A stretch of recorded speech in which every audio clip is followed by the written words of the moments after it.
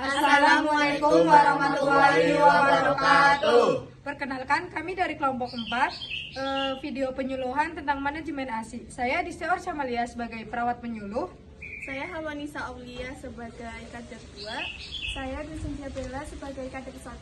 Saya Nisina Surudamayanti sebagai penyuluh. Saya Anissa Mustika sebagai seorang ibu. Saya Arfi Ardiansyah sebagai suami. Selamat menyaksikan. Sekian dari video kami. Wassalamualaikum warahmatullahi wabarakatuh. Bye-bye.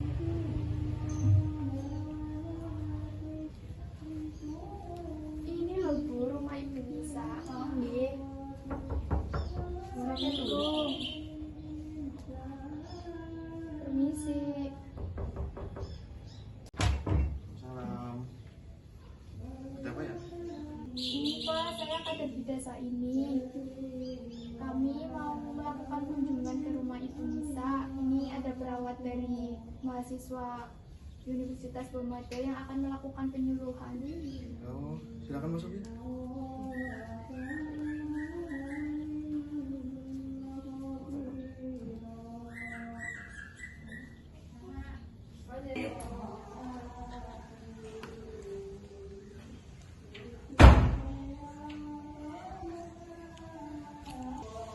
Assalamualaikum warahmatullahi wabarakatuh. Perkenalkan, saya Nisrina dari mahasiswa Universitas Bumada Salafi dengan rekan saya Distior Syamalia. Hari ini kami ingin memberi penyuluhan tentang manajemen ASI. Boleh kami mulai dengan Ibu Nisa? Iya Mbak, saya memang sedang bingung gimana sih cara menyusui anak saya.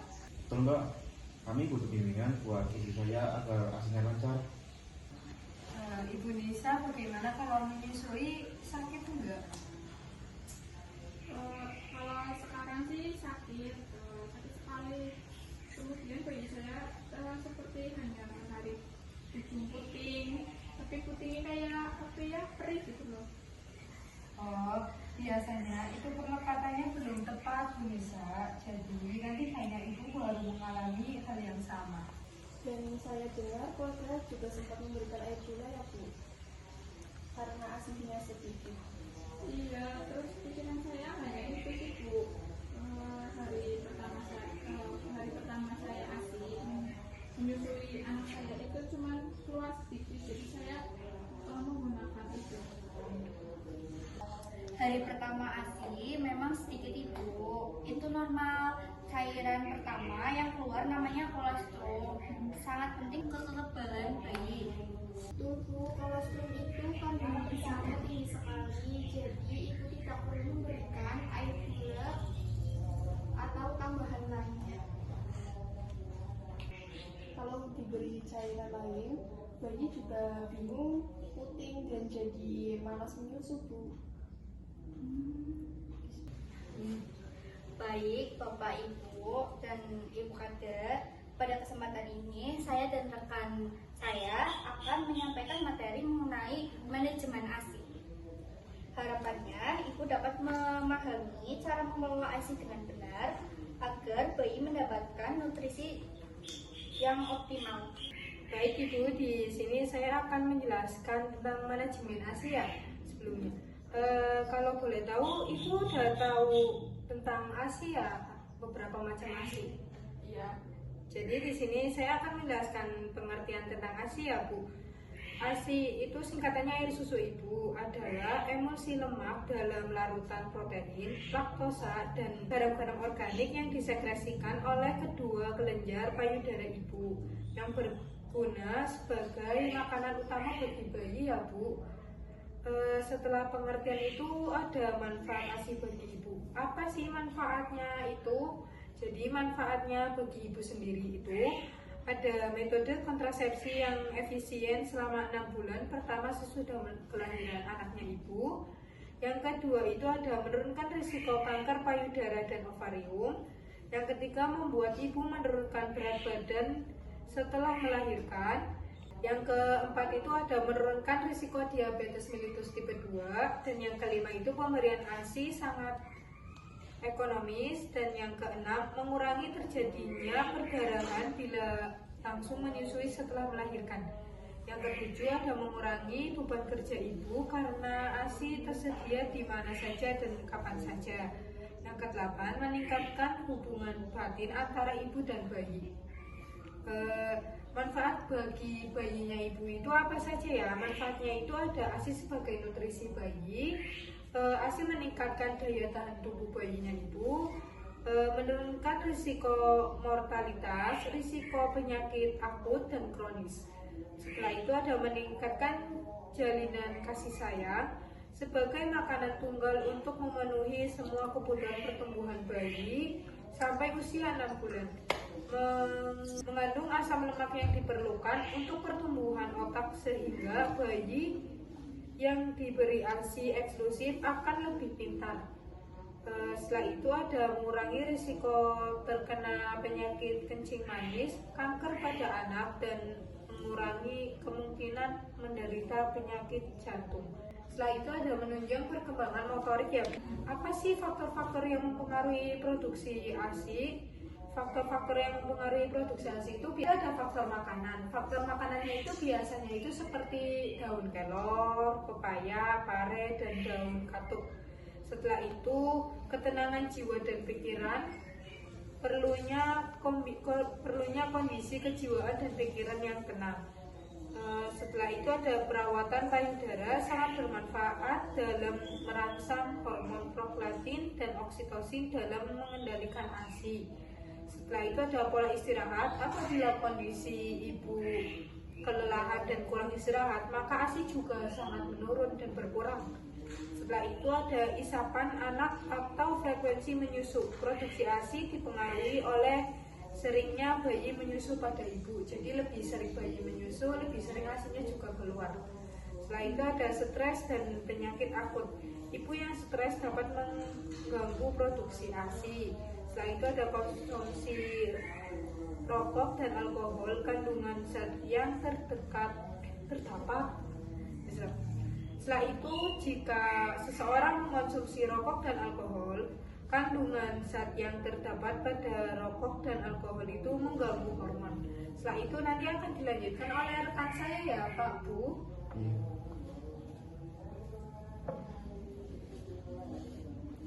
Baik, di sini ada teknik menyusui yang benar. Yang pertama itu posisi menyusui. Jadi yang pertama itu kepala dan badan bayi dalam satu garis lurus. Yang kedua, bayi dipeluk dekat pada ibu. Yang ketiga itu seluruh badan bayi ditopang. Yang keempat, bayi mendekat ke payudara hidung bayi menghadap puting. Biasanya ibu posisinya gimana yang paling nyaman? Itu Kayak gini sih, tapi kayak gini kan dong pegel. tapi mau gimana lagi, anak saya kan sama saya besaran anak saya. Oh gitu ya. Ya lanjut dulu ya. Ya selanjutnya itu ada perlekatan bayi. Yang pertama, areola bagian bawah seluruhnya masuk ke mulut bayi. Sedikit areola bagian atas. Yang kedua ada mulut bayi terbuka lebar. Yang ketiga bibir bawah terlipat ke bawah. Yang keempat dagu bayi menempel pada payudara ibu. Bu Nisa, agar puting tidak sakit, perlekatan harus benar. Perhatikan ini ya Bu. Oh begitu ya, pantesan ketika ini tepat-tepat terus perih Bu. Aduh, kayak ya Allah, karena kepingin ya. Berarti posisi bayi juga harus benar ya Mbak? Iya Pak, posisi yang benar membantu bayi menghisap lebih efektif supaya produksi ASI itu meningkat. Saya lanjutkan ya. Selanjutnya itu ada cara menghisap. Yang pertama, hisapan bayi lambat. Yang kedua, hisapan bayi dalam. Ketiga, bayi sering berhenti atau terdapat jeda dalam menghisap. Selanjutnya itu ada teknik menyusui yang benar. Itu ada pelepasan hisapan. Pelepasan hisapan itu yang pertama, hentikan saat payudara terasa lebih lembut dan bayi menyusu dengan ritme tertentu, teratur. Yang kedua, lepaskan isapan dengan memasukkan jari ke kelingking ke sudut mulut bayi. Jangan menarik payudara langsung. Ibu biasanya gimana? Kalau misal bayi udah menyusui itu nanti bayinya nunggu kayak benar-benar kenyang terus nanti lepas sendiri atau ibu yang melepaskan? Kalau malam sih ya, kalau biasanya kayak biasa menidurkan anak, itu kan pelepasan saya juga tidur ya. Nah itu selalu lepas sendiri, saya nggak tahu ya itu udah kenyang atau belum. Itu lebih baik ini ya, jari kelingkingnya ibu itu kesudutkan ke mulut bayi, jangan menarik payudaranya langsung kayak gitu. Lalu saya lanjutkan lagi ya. Yang ketiga itu jika masih sulit, buka mulut bayi dengan menekan dagu atau payudara dekat mulut bayi seperti itu ibu. Selanjutnya itu ada menyendawakan. Posisi menyendawakan itu yang pertama, posisikan bayi tegak di bahu ibu atau melungkup di pangkuan. Yang kedua, tepuk punggung bayi perlahan hingga udara keluar. Ibu biasanya kalau habis menyusui bayinya disendawakan atau tidak? Kadang lupa tapi seringnya ini sih tak menyambungkan apa ya? Disendawakan. Iya itu maksudnya. Oh iya, nanti saya dan rekan saya contohkan yang tadi dijelaskan ya. Selanjutnya ada pengelolaan ASI perah. ASI perah secara rutin minimal setiap 2-3 jam, tidak menunggu payudara terasa penuh. Akan lebih sulit untuk memerah jika payudara sudah bengkak dan akan terasa nyeri serta akan menyebabkan penurunan produksi ASI. Cara pemerah ASI dapat dilakukan dengan memijat payudaranya. Lalu secara lembut dan menggunakan tangan atau pompa ASI untuk mengeluarkan ASI. Lalu penyimpanan di wadah yang bersih. Ibu biasanya bayinya langsung menyusui langsung atau biasanya disimpan di freezer gitu kayak di pompa? Selama ini sih belum. Oh belum pernah. Oh, berarti lebih bagus kayak gitu ya. Saya lanjutkan lagi ya. Ya. Selanjutnya itu ada cara pemberian ASI perah pada bayi. Yang pertama, hangatkan ASI terlebih dahulu. Ini kalau misalkan ibu mau pergi kemana nanti bisa dipraktekkan ya. Jadi hangatkan ASI terlebih dahulu, lalu ASI tidak perlu dipanaskan di atas api karena zat yang terkandung di dalamnya justru akan mati. Selanjutnya itu cara memanaskannya sebatas dipanaskan dengan cara merendam gelas atau cangkir tempat penyimpanan. Selanjutnya ada memberikan ASI dengan sendok atau pipet khusus agar bayi masih mau menyusu pada payudara ibu. Selanjutnya ada cara penyimpanan ASI perah. Yang pertama itu simpanlah ASI dalam botol atau gelas yang sudah disterilkan terlebih dahulu. Kemudian tutup rapat-rapat. Lalu ASI disimpan di termos es datap tertahan selama 24 jam. Baiknya cantumkan jam dan tanggal ASI diperah. Selanjutnya itu ASI yang disimpan di dalam lemari es dapat bertahan 2 minggu. Usahakan tempatnya itu terpisah dari bahan makanan lain. Selanjutnya ada selanjutnya ASI yang hanya berada dalam suhu ruang hanya bisa bertahan 6-8 jam. Jika dimasukkan ke dalam freezer, ASI bisa bertahan sampai 3 bulan. Begitu ibu. Kalau misalnya ibu nanti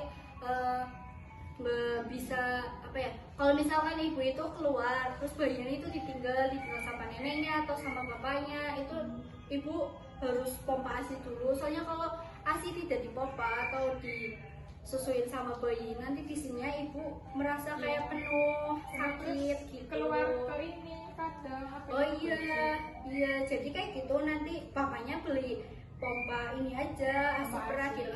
Nanti beli ininya juga yang buat wadahnya ya. Terus jangan lupa ditulis kayak tanggal berapa, jam berapa kayak gitu ya. Baik Ibu, Bapak, tadi kan saya sudah menjelaskan tentang manajemen ASI ya. Di dalamnya kan tadi ada teknik menyusui yang benar ya. Dan Ibu mungkin belum tahu terlalu banyak tentang teknik menyusui yang benar bagaimana caranya. Jadi nanti saya contohkan sedikit ya Pak Bu, biar Ibu itu tahu cara menggendong bayi yang benar itu gimana, cara menyusui yang benar itu gimana. Bu, saya contohkan cara posisi menyusui yang benar ya Bu. Jadi nanti untuk bayinya Ibu kan ini sudah digendong dengan benar ya Bu, ditaruh di sini kepalanya. Lalu setelah itu nanti bayinya Ibu kan dipeluk seperti ini biar nggak jatuh. Setelah itu seluruh badannya kan sudah ditopang ya Bu ini. Nanti kalau mau menyusui biar bayinya itu menghadap ke putingnya Ibu, kepalanya. Bukan kepalanya, badannya udah menghadap ya, soalnya kepalanya kan kepeang. Jadi Ibu setelah itu nanti kalau Ibu mau menyusui badannya itu yang dihadapkan ya, yang dihadapkan ke puting susu ya Bu. Terus tangan satunya bayi itu kan ditaruh di belakang bayi, ditaruh di sini ya Bu. Jadi nanti tuh bayinya menghadap ke sana. Soalnya nanti kalau kepalanya aja nanti kepalanya bayi nggak seimbang Bu. Iya kasih ya. Jadi Ibu sudah paham ya cara menyusui yang benar? Terus kalau misalnya ini kan posisinya di bedong, terus di bedong nggak apa-apa kayak Gak gini, apa-apa. langsung. Nanti kalau mau dibuka ya kayak biasa, kayak tadi aja caranya ya Bu. Iya baik.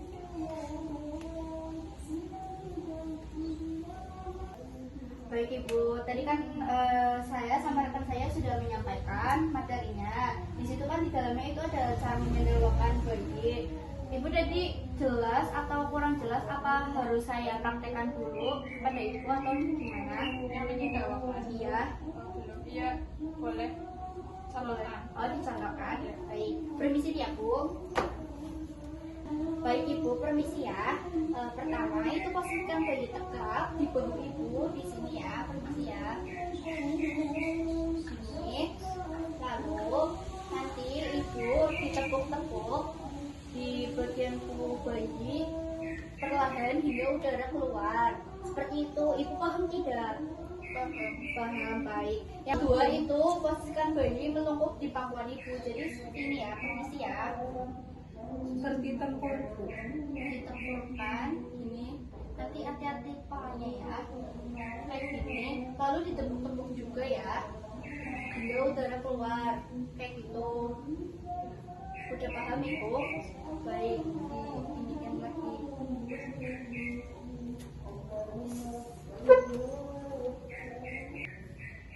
Mbak, berarti 6 bulan itu ASI saja ya, jangan tambahin air ya? Betul Pak, jadi ASI eksklusif saja ya Pak, selama 0 sampai 6 bulan tanpa tambahan apapun. Walaupun air putih itu jangan dikasihkan ya Pak, air putih, madu atau makanan, biar ASINya aja yang masuk dulu. Terus ini sih kan kadang malam sering menangis ya. Nah itu kan sering menangis setelah menyusu. Apakah itu ingin apa ya? Gimana ya bilangnya ya? Apakah ini meminta air susu kepada saya atau gimana? Kan sering menangis tapi saya nggak tahu. Kayak kurang ya, minum susunya kurang. Itu tandanya apa gimana? Belum tentu Ibu, tangisan bisa karena ingin dipeluk, ingin tidur, atau merasa tidak nyaman. Tetapi jika hisapan baik dan frekuensi menyusui sering, biasanya ASI itu cukup. Bisa, tidak perlu khawatir, kami di Posyandu siap melakukan pendampingan menyusui pada ibu. Nah, yang penting ibu tetap tenang, makan teratur, istirahat juga yang cukup ya Bu, dan sering menyusui. Baik Ibu Nisa, boleh saya tanya ulang terkait pemberian materi tadi? Itu kan di situ ada pengertian ASI. Nah, yang Ibu tangkap itu ASI itu apa? ASI itu selama 6 bulan tanpa makan atau minuman yang lain, seperti kayak air susu. Air susu kan iya, tapi kalau teh itu nggak boleh ya. Iya. Selain air susu, Ibu Jelaskan tentang manajemen ASI ya, penyuluhan tentang manajemen ASI. Kita sudah selesai penyuluhan hari ini. Terima kasih atas waktunya Bu Nisa dan Pak Raffi dan para kader yang sudah mengantarkan kita ke rumahnya Bu Nisa. Semoga apa yang kita sampaikan bermanfaat untuk Bu Nisa dan Pak Raffi ya, dan bisa diterapkan di kehidupan sehari-hari. Kalau begitu kita pamit dulu ya Bu. Kita harus kembali lagi ke Universitas Pemuda Slamet. Kita pamit dulu ya. Terima kasih atas waktunya dan Sebelum saya dan rekan saya dan kader Bella dan Halwa pamit, di sini ada sedikit oleh-oleh ya Ibu. Ini nanti ada leaflet itu untuk membaca-baca. Barangkali tadi yang terkait penjelasan dari tadi Ibu lupa, di situ ada semua yang saya jelaskan dan rekan saya jelaskan.